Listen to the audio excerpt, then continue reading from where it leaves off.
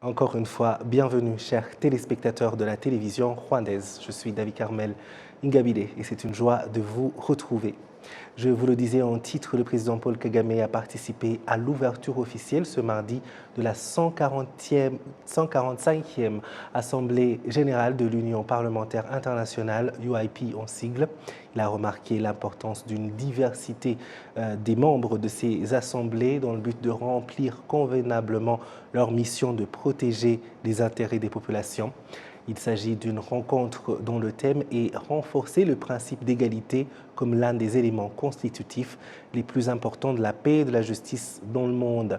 En lançant officiellement cette assemblée, le chef de l'État rwandais a souligné que partout dans le monde, les femmes sont l'épine dorsale de la famille, de sorte que leur exclusion touche la communauté au plus large.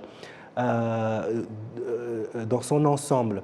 Il a indiqué que bien qu'il existe encore une inégalité entre hommes et femmes dans certaines parties du monde, des politiques et des programmes stables peuvent résoudre ces différends.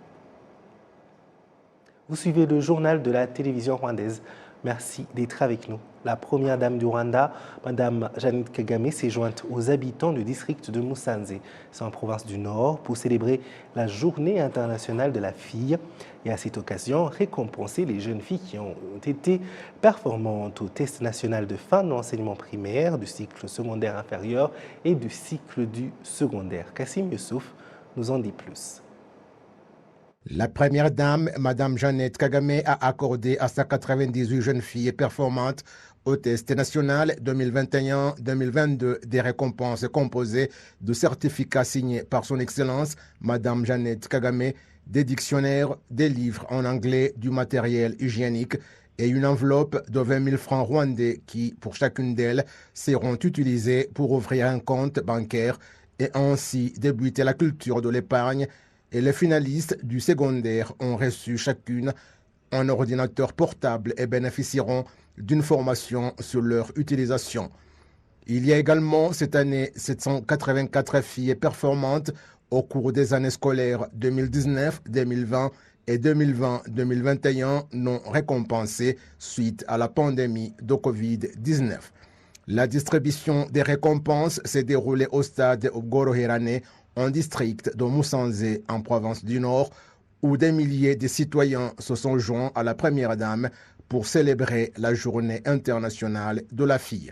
La première dame, Jeannette Kagame, indique que si le Rwanda célèbre la Journée internationale de la fille, cela ne signifie pas que les garçons sont oubliés, mais qu'il s'agit de l'occasion d'évaluer le progrès qui a été réalisé dans la lutte contre les défis auxquels la jeune fille est encore confrontée et aussi l'aider à avancer au même rythme que son frère dans leur propre développement et celui du pays en général.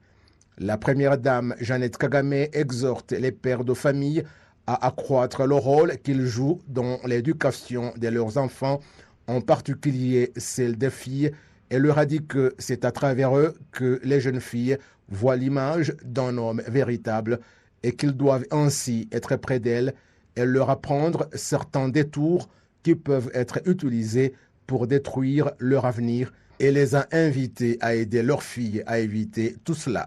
La première dame, Jeannette Kagame, a enfin interpellé les jeunes à trouver d'autres côtés agréables de l'existence, loin de différentes drogues qui détruisent leur avenir et les empêchent de réaliser leurs rêves.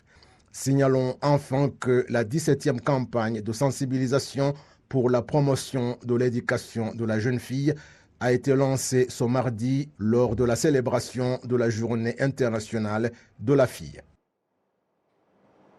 Merci Kassim. La Cour suprême du Rwanda, conjointement avec l'université américaine Pepperdine, ont lancé ce mardi la négociation de peine ou plea bargaining en anglais, qui en droit est un principe selon lequel une réduction de peine peut être demandée par un procureur en échange d'un aveu de culpabilité de la part de l'accusé.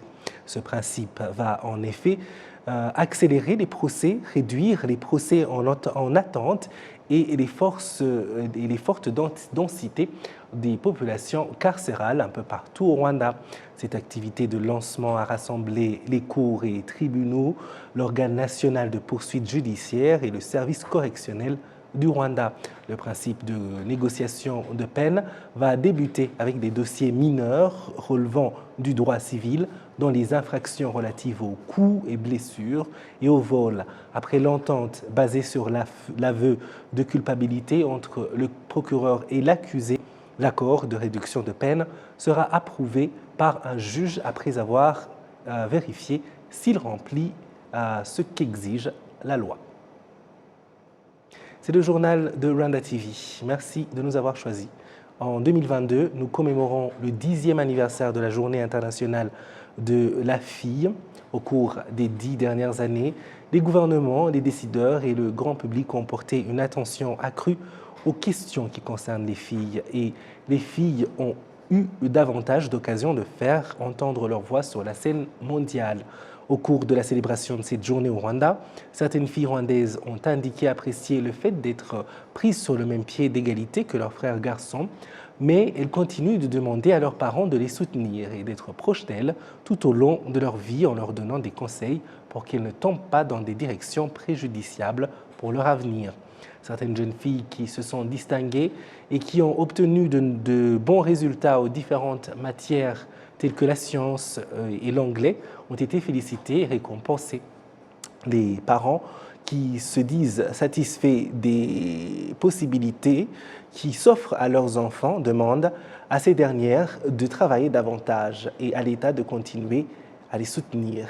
Le 19 décembre 2011, l'Assemblée générale des Nations unies a déclaré la résolution, dans la résolution 66/170, le 11 octobre, Journée internationale de la fille, afin de reconnaître les droits des filles, les obstacles particuliers auxquels elles se heurtent. La Journée internationale de la fille met l'accent sur la nécessité de relever les défis auxquels sont confrontées les filles et de promouvoir l'autonomisation des filles et le respect de leurs droits humains. Et avant de passer à l'international, le ministère de l'Agriculture et des Ressources animales et le Fonds des Nations Unies pour l'alimentation, FAO en sigle, ont lancé ce mardi la semaine consacrée à la promotion de l'apiculture au Rwanda, en vue d'accroître la production de miel récolté un peu partout sur le territoire national. Kassim Youssouf, encore une fois. En plus de l'accroissement de la production du miel, ce programme consiste à lui accorder de la valeur ajoutée et à examiner les obstacles qui entravent l'apiculture. Cette activité a rassemblé des apiculteurs rwandais, des représentants des usines de traitement de miel et les vendeurs des produits dérivés du miel. Parmi les défis auxquels l'apiculture est confrontée, l'on a signalé le problème de la détérioration de l'environnement des apiculteurs qui pratiquent toujours la méthode traditionnelle d'élevage des abeilles, qui d'ailleurs n'est pas assez productive, et des marchands qui vendent du miel non encore traité. La semaine consacrée à la promotion de l'apiculture a débuté ce 11 et c'est jusqu'au 14 octobre et va notamment porter sur la recherche de tout le nécessaire qui permettra de promouvoir l'apiculture en vue de l'accroissement de la production en y introduisant la technologie afin d'avoir du miel de qualité et suffisant pour le marché national. La Direction générale de l'Office rwandais de développement de l'agriculture et l'élevage, RAB en sigle, a fait savoir qu'en 2011, la production du miel au Rwanda était de 3 423 tonnes, volume qui en 2020 a augmenté jusqu'à 5 800 tonnes, l'objectif étant qu'en 2024, la production nationale de miel soit de 8 500 tonnes. L'Office rwandais de développement de l'agriculture et l'élevage fait observer que cette production du miel est encore très faible car le besoin des consommateurs locaux est évalué à environ 17 000 tonnes, ce qui montre que le chemin est encore long pour satisfaire le marché car même la moitié n'est pas encore atteinte. L'on compte actuellement au Rwanda 120 182 apiculteurs et 20 usines de traitement de miel. L'Office rwandais de développement de l'agriculture et l'élevage a fait savoir que le Rwanda dispose des marchés à l'extérieur, mais que l'obstacle est la production suffisante car on trouve encore ceux qui pratiquent l'élevage des abeilles de manière traditionnelle. Selon cet office, l'on a remarqué un peu partout au Rwanda des marchands sans scrupules qui vendent du miel ne remplissant pas la normalisation, qui y ajoutent du sucre, de l'eau et d'autres qui mélangent des produits pour en tirer du miel artificiel, ce qui affecte le développement de l'apiculture. Certains apiculteurs ont fermement condamné ces procédés malveillants et ont indiqué qu'il leur incombe de fournir davantage d'efforts pour accroître la production. Ils souhaitent notamment qu'on les aide à trouver du matériel approprié et que les forêts du domaine public soient exploitées en y pratiquant l'élevage des abeilles et que les agriculteurs évitent de pulvériser leurs champs pendant la journée, mais plutôt le soir, pour ne pas tuer les abeilles. Voilà, c'est tout pour ce journal. Merci de nous avoir suivis. Je remercie toute l'équipe qui m'a aidé à le préparer. Au plaisir de très bientôt vous retrouver.